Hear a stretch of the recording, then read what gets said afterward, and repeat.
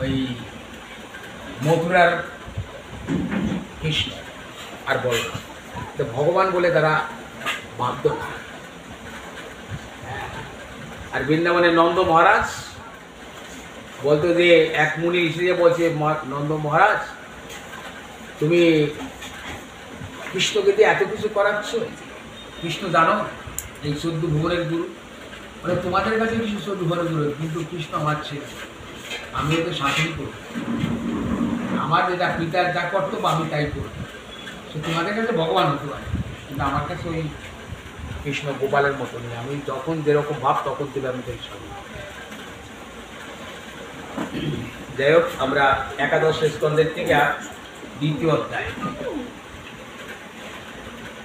মানে কৃষ্ণ লীলা প্রায় শেষ হয়ে গেছে। এখন বসুদেব বলছে যে কৃষ্ণ এত কিছু জীবনে করলো, কত কিছু করলো শুনলাম, কত কিছু দেখলাম। দেখুন,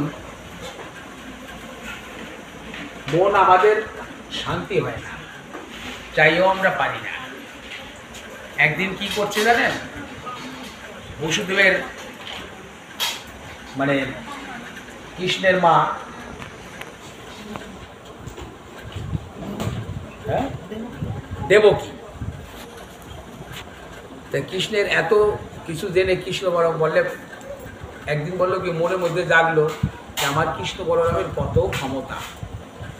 তো বলছে বাবা দেখ, কিন্তু শান্তিপুনি মুনির গুরু দক্ষিণে দিয়েছিস, তার মৃত্যু পুত্রকে 12 বছর আগে যে পুত্র মৃত্যু হয়ে গেছে তাকে এনে গুরু দক্ষিণে দিয়েছিস, কিন্তু বাবা দেখ তোর আগে আমার 6 জন সন্তান হইয়া তারা কংস তাদের আস্তাদ দিয়া মেরেছে,